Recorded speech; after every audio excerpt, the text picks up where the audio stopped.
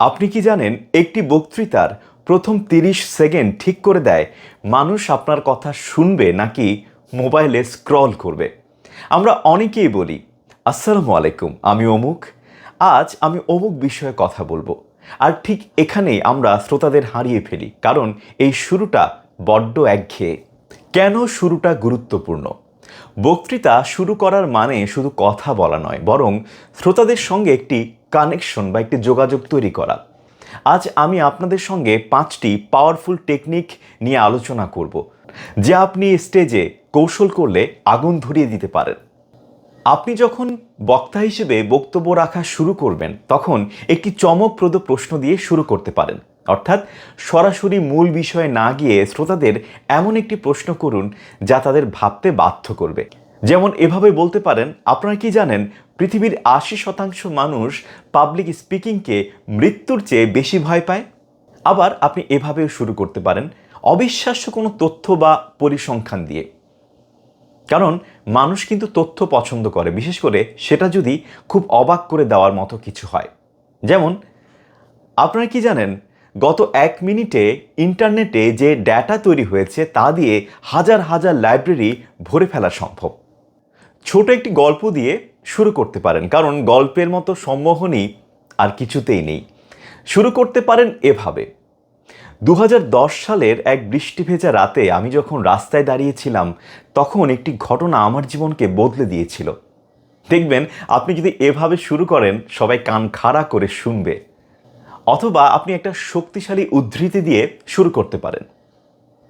বিষয়টা এরকম, প্রাসঙ্গিক কোনো বিখ্যাত ব্যক্তির উক্তি দিয়ে শুরু করা যায়, যেটা সবসময় সবচেয়ে নিরাপদ এবং কার্যকর একটি বিষয়। তবে খেয়াল রাখবেন, উক্তিটি যেন আপনার সঙ্গে মিলে যায়, যেন আপনি যা বলছেন সে টপিকের সঙ্গে মিলে যায় বা আপনার জীবনের অভিজ্ঞতার সঙ্গে মিলে যায়। বর্তমান পরিস্থিতির সঙ্গে সংযোগ তৈরি করুন, অর্থাৎ সরাসরি শ্রোতাদের সমস্যার কথা বলুন। যেমন, আজ আমরা এখানে এমন একটা সময় দাঁড়িয়ে আছি যখন কৃত্রিম বুদ্ধিমত্তা আমাদের চাকরির ধরন বদলে দিচ্ছে। এতে শ্রোতারা বুঝবে এই আলোচনাটি তাদেরই জন্য, কারণ আপনারা সকলেই জানেন এআই কিভাবে আমাদের জীবনকে বদলে দিচ্ছে। চলুন এবার একটি বোনাস টিপ নিয়ে আলোচনা করি।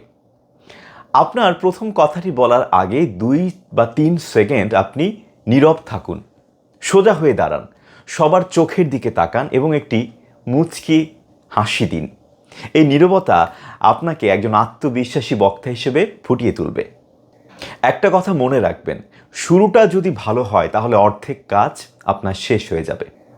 এই 5টি টিপস আপনার পরবর্তী প্রেজেন্টেশন বা বক্তব্যে বা পাবলিক স্পিকিংয়ে আপনি চেষ্টা করে দেখতে পারেন। চলুন এবার একটি নমুনা স্ক্রিপ্ট নিয়ে আলোচনা করি। ধরা যাক বক্তব্যের বিষয় ব্যর্থতাই কি শেষ কথা। আপনি মঞ্চের সম্মুখে দাঁড়ালেন, আপনার হাতে একটি মাইক্রোফোন। আপনি 2 থেকে 3 সেকেন্ড সবার দিকে তাকিয়ে একটি হাসি দিন, এতে সবার মনোযোগ আপনার দিকে আসবে। প্রথমে একটি প্রশ্ন বা একটা হুক দিয়ে শুরু করুন। আচ্ছা, এখানে উপস্থিত আপনাদের মধ্যে এমন কেউ কি আছেন যিনি জীবনে অন্তত একবারও ব্যর্থ হননি? হাত তুলুন তো। আপনি একটু থেমে মানুষের প্রতিক্রিয়া দেখবেন, তাদের প্রতিক্রিয়ার জন্য একটু অপেক্ষা করুন।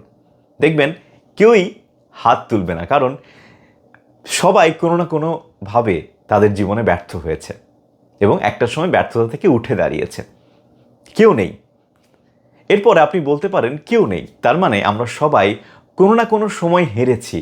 কিন্তু মজার ব্যাপার হলো, আমরা সফল ব্যক্তিদের চিনি, কিন্তু তাদের ব্যর্থতার গল্পগুলো জানি না। তাদের সফলতা নিয়ে বেশি আলোচনা হয়, কিন্তু তারা কোন কোন কাজে ব্যর্থ হয়েছে এগুলো নিয়ে খুব বেশি কথা হয় না। এই পর্যায়ে এসে আপনি একটা গল্প বলতে পারেন কিছু তথ্য দিয়ে।